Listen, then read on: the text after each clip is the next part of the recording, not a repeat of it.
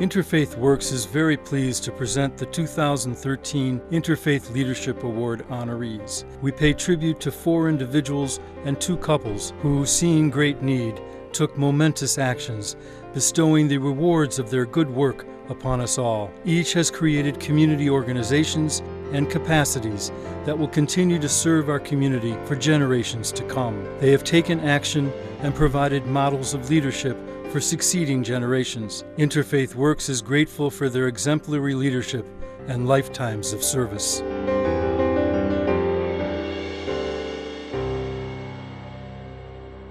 Well, I'm humbled to be a part of this group here. And my first little project was opening a grocery store run by inner city people.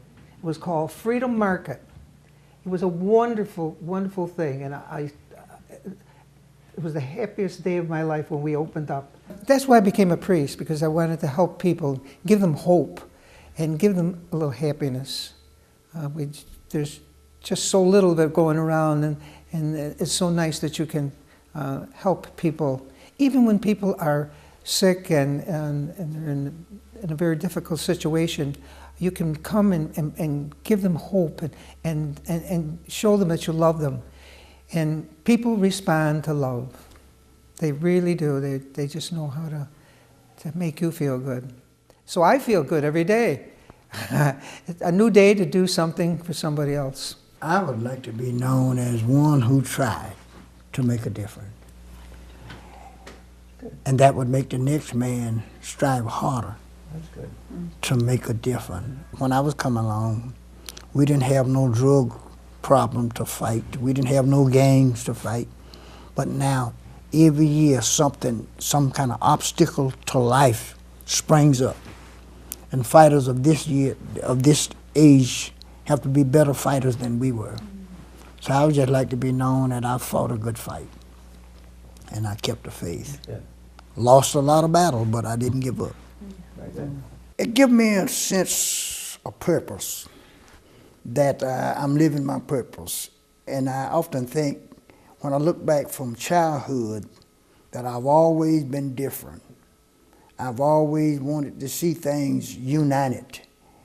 And so when I had the opportunity to work with different groups in the city, to bring people together, black and white, rich and poor, male and female, it gives me such a, like this is what I was born for, and my life is fulfilling. My idea is to push his vision. I'm not out there like he is, but I'm in the background, and anything he decides to do, I support it. I think we have an obligation, but it makes me very humble and really thankful that I've been able to do what I can to really help people. I think that when I first got into the field of geriatrics, nobody cared about older people. There weren't community-based programs that help people maintain their independence. And I think our Meals on Wheels program is one of the oldest in the country. But certainly it's a way of keeping older people who are disabled having an opportunity to remain in the community and be independent. I'm proud to be a member of a community that has a place, an institution like InterFaith Works, where people of all faiths, all colors, all levels of financial stability, all political parties can come together and hash it out.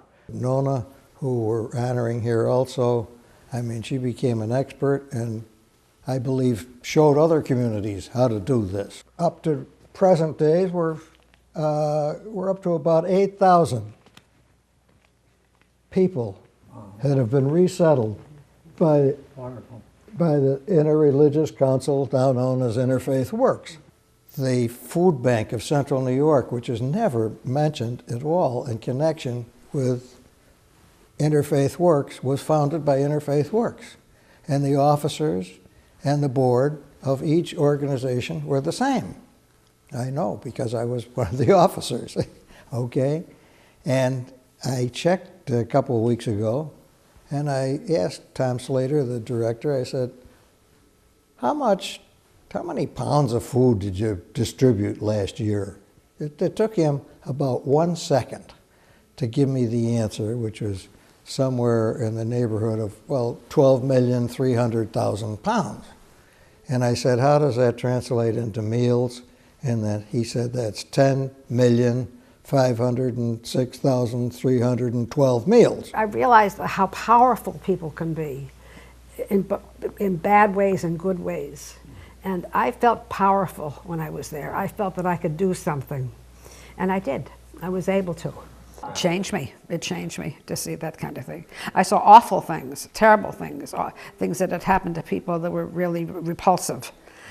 And I saw a lot of brave people. I think I became able to have no anger. I think that was what I don't know exactly how. Some of them were so brave, and they were not angry. They were just grateful that they were out of that awful situation and here. And it was very moving to me. To me, reading is very important. And I assumed everybody could read. And when I found in 1960 census that there were over 11,000 people that couldn't read here, that gave me my push. People believe in something, and people will give to something. And I thank people who have shared my idea and my dream. So we found that we are a team. We have different gifts, we have different skills, but I couldn't do it without Bob. In fact, as I worked in my work, volunteer work, of course, and people say, well, with volunteers, you don't need money. And Bob is the one that said, honey, you've gotten in the habit of eating. Someone has to pay for the telephone, someone has to pay for the phone, someone has to pay for things. So the funded part of it, finance part of it, is Bob's part of it, as well as his working in small business is one of the things that he's done. You don't have to be told what to do, but get in action and start doing something you know is going to help somebody. When people get together, they can do anything they want to. The thought come to me, if we wanted to change the course of the Hudson River, if enough people get a shovel and dig together in the same trench, we could change the course of the river. You've got to involve other people, and you've got to make certain that you build a base when you do it. But if you have the vision and you really feel strongly about something, you can portray that vision to other people. I hope, and I think all of us have planted seeds. And I keep thinking we've planted seeds, and you never know when that seed is going to bloom, whether it's in a church or in giving Pearson a smile or whatever little thing that we happen to do. I think we're planting seeds, and I want to continue to plant seeds. If we can be a role model to people in the next generation or the next generation, in whatever field, that would be worthwhile. I run into them all over the place, and it is such pleasure to run into these people that you've helped. So I was delighted with that job. Every Sunday, every week, 2 or 3 young people come to me.